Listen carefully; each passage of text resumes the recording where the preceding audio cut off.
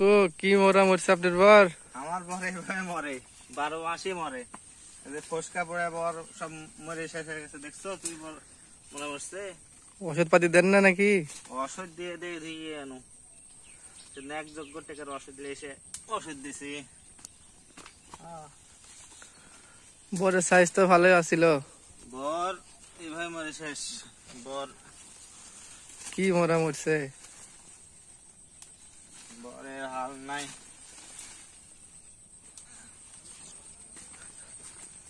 পান তো সেই বড় বড় হচ্ছিল। হ্যাঁ, পান ভালোই হচ্ছিল। বর এইভাবে মরলে ভাবছো বরে লাভ হয় নাকি? প্রচুর পর মরছে তো। প্রচুর বলতে প্রচুর, ওষুধ পাতি দিয়ে থামতেছে না। এক পিলের যদি এত পর মরে তাহলে পুরা বারে কত পর মরতে পারে? প্রতিটা পিলেতে প্রচুর পরিমাণ পর মরিছে। দেখো শুধু কি পরিমাণ পর।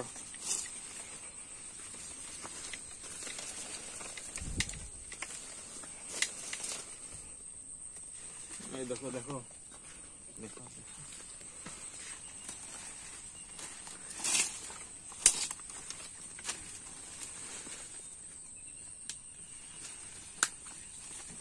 মুঠে তো আটতেছে না।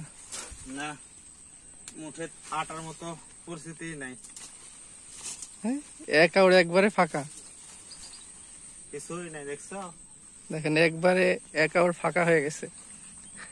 এইভাবে যদি পড় মরে তাহলে কৃষকের কি অবস্থা হবে? কৃষক মাথায় হাত। সব ওষুধের রেজাল্ট। বরে ওষুধ দেওয়া কাজ নাই। কি ওষুধ দিবি?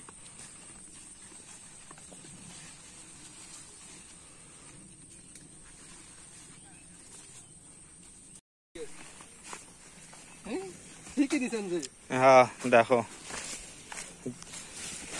3 পিলের পর কতগুলা মরছে।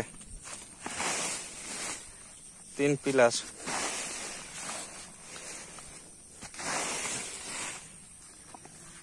যা দাঁড়াত যা।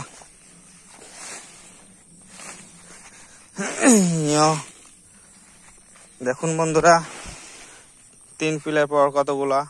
এভাবে যদি বর মরে কিভাবে বরকে রক্ষা করবো বলুন?